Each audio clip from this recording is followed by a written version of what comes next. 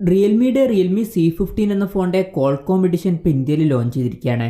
മുമ്പ് ലോഞ്ച് ചെയ്ത Realme C15 എന്ന ഫോണിൻ്റെ സ്നാപ്ഡ്രാഗൺ പ്രോസസ്സറുമായിട്ട് വരുന്ന വെർഷനാണിത്.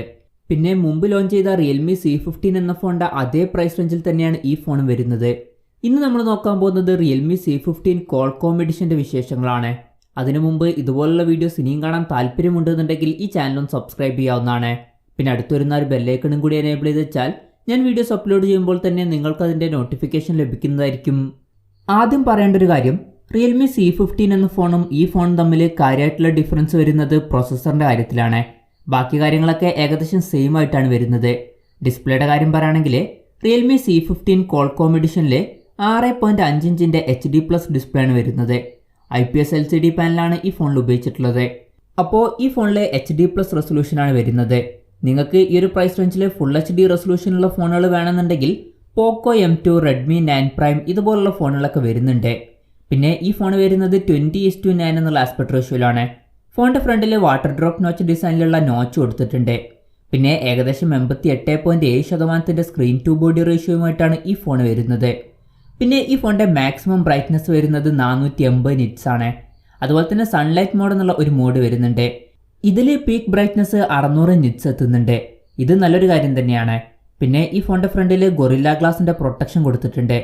ഏത് വെർഷൻ ആണെന്നുള്ള കാര്യം കറക്റ്റ് മെൻഷൻ ചെയ്തിട്ടില്ല. അത് മിക്കവാറും ഗൊറില്ല ഗ്ലാസ് 3യുടെ പ്രൊട്ടക്ഷൻ ആയിരിക്കാനാണ് സാധ്യത. പിന്നെ ഈ ഫോണിൽ ഫിംഗർ പ്രിൻറ്റ് സെൻസർ വരുന്നുണ്ട്. ഫോണിൻ്റെ ബാക്കിലാണ് ഫിംഗർ പ്രിൻറ്റ് സെൻസർ കൊടുത്തിട്ടുള്ളത്. പിന്നെ ഫോണിൻ്റെ ബാക്കിൽ പ്ലാസ്റ്റിക് ബാക്ക് ബോഡിയാണ് വരുന്നത്. ഫോണിൻ്റെ ബാക്കിൽ ജോമെട്രിക് ഗ്രേഡിയൻ ഡിസൈൻ എന്ന പേരിൽ വിളിക്കുന്ന ഒരു ഡിസൈനാണ് കൊടുത്തിട്ടുള്ളത്. പിന്നെ ഫോണിൻ്റെ ബാക്കിൽ സ്ക്വയർ ഷേപ്പിലുള്ള ക്യാമറ മോഡ്യൂൾ വരുന്നുണ്ട്. പിന്നെ ഈ ഫോൺ സ്പ്ലാഷ് റെസിസ്റ്റൻ്റ് ആണ്. അവ ചെറിയ രീതിയിലൊക്കെ വെള്ളമായാലും വലിയ പ്രശ്നങ്ങളൊന്നും വരില്ല. പിന്നെ ഈ ഫോൺ 2 കളർ വേരിയൻസിലാണ് വരുന്നത്, പവർ സിൽവറും അതുപോലെ തന്നെ പവർ ബ്ലൂവും.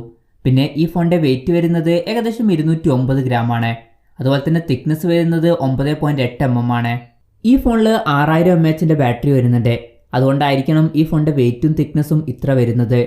പിന്നെ പ്രോസസ്സറിനെ പറ്റി പറയുകയാണെങ്കിൽ സ്നാപ്ഡ്രാഗൺ 460 എന്ന പ്രോസസ്സറുമായിട്ടാണ് ഈ ഫോൺ വരുന്നത്. ഇതിൽ കോർട്ടെക്സ് A73യുടെ 4 കോറുകളും അതുപോലെ തന്നെ കോർട്ടെക്സ് A53യുടെ 4 കോറുകളും വരുന്നുണ്ട്. 1.8 GHz ഈ പ്രോസസ്സർ ക്ലോക്ക് ചെയ്യുന്നത്. പിന്നെ ഇതിൽ അഡ്രിനോ 610 എന്നുള്ള GPU ആണ് വരുന്നത്. ഈ ഒരു പ്രൈസ് റേഞ്ചിൽ ഈ പ്രോസസ്സർ ബെസ്റ്റ് എന്നൊന്നും പറയാൻ പറ്റില്ല, എന്നാലും തരക്കേടില്ലാത്ത ഒരു പ്രോസസ്സറാണിത്.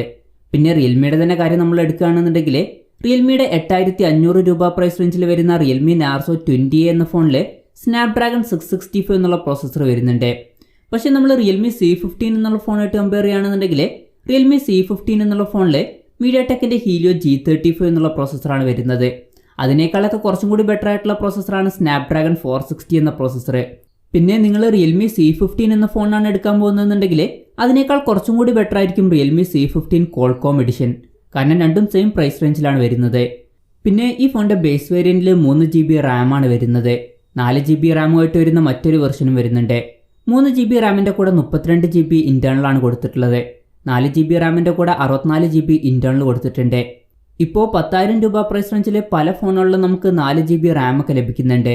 ഈവൻ റിയൽമിയുടെ തന്നെ ചില ഫോണുകളിലൊക്കെ ഈ ഒരു പ്രൈസ് റേഞ്ചിൽ 4 GB റാം വരുന്നുണ്ട്. പക്ഷേ ഈ ഫോണിൽ 10,000 രൂപ പ്രൈസ് റേഞ്ചിൽ 3 GB റാമാണ് വരുന്നത്. പിന്നെ മെമ്മറി എക്സ്പാൻഡ് ചെയ്യണമെന്നുണ്ടെങ്കിൽ ഈ ഫോണിൽ ഡെഡിക്കേറ്റഡ് മെമ്മറി കാർഡ് സ്ലോട്ട് കൊടുത്തിട്ടുണ്ട്. അതായത് 2 സിം യൂസ് ചെയ്യുമ്പോൾ തന്നെ ഒരു മെമ്മറി കാർഡ് നമുക്ക് സെപ്പറേറ്റ് ആയിട്ട് യൂസ് ചെയ്യാം.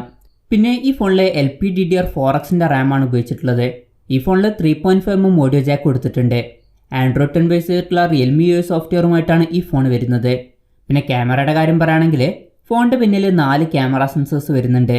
13 മെഗാപിക്സലിൻ്റെ f2.2 അപ്പേഴ്സിൽ വരുന്ന മെയിൻ സെൻസറാണ് വരുന്നത്. പിന്നെ 8 മെഗാപിക്സലിൻ്റെ f2.25 അപ്പേഴ്സിൽ വരുന്ന അൾട്രാ വൈഡ് ആംഗിൾ ലെൻസ് വരുന്നുണ്ട്. ഇതിൻ്റെ ഫീൽഡ് ഓഫ് വ്യൂ വരുന്നത് 119 ഡിഗ്രിയാണ്. പിന്നെ 2 മെഗാപിക്സലിൻ്റെ f2.4 അപ്പേഴ്സിൽ വരുന്ന മോണോക്രോം ലെൻസും അതുപോലെ 2 മെഗാപിക്സലിൻ്റെ f2.4 അപ്പേഴ്സിൽ വരുന്ന റിട്രോ ലെൻസും വരുന്നുണ്ട്. സെൽഫി ക്യാമറയുടെ കാര്യം പറയുകയാണെങ്കിൽ ഫ്രണ്ടിലെ 8 മെഗാപിക്സലിൻ്റെ സെൽഫി ക്യാമറ ആണ് വരുന്നത്. പിന്നെ എടുത്തു പറയേണ്ട ഒരു കാര്യം, ഈ ഫോണിൽ 6000 mAh ബാറ്ററി വരുന്നുണ്ട്. വളരെ മികച്ചൊരു ബാറ്ററി ബാക്കപ്പ് ഈ ഫോണിൽ നമുക്ക് ലഭിക്കും. അതുമാത്രമല്ല എടുത്തു പറയേണ്ട മറ്റൊരു കാര്യം, ഈ ഫോണിൽ 18 വാട്ടിൻ്റെ ഫാസ്റ്റ് ചാർജിങ് സപ്പോർട്ട് ചെയ്യുന്നുണ്ട്. പിന്നെ മൈക്രോ USB ചാർജിംഗ് പോർട്ടുമായിട്ടാണ് ഈ ഫോൺ വരുന്നത്. ഈ ഫോണിൻ്റെ വിലയുടെ കാര്യം പറയുകയാണെങ്കിൽ 3 GB റാം വെർഷൻ്റെ വില വരുന്നത് 9,999 രൂപയാണ്. 4 GB റാം വെർഷൻ്റെ വില വരുന്നത് 10,999 രൂപയാണ്. ഒക്ടോബർ 29 മുതലാണ് ഈ ഫോണിൻ്റെ സെയിൽ സ്റ്റാർട്ട് ചെയ്യുന്നത്. ഫ്ലിപ്കാർട്ട് വഴിയും അതുപോലെ realme.com വഴിയുമാണ് ഈ ഫോണിൻ്റെ സെയിൽ നടക്കുന്നത്. പിന്നെ ഇൻട്രൊഡക്ടറി ഓഫറായിട്ട് ഇനീഷ്യലി നമുക്ക് ഈ ഫോണിന് 500 രൂപയുടെ ഓഫ് ലഭിക്കുന്നുണ്ട്.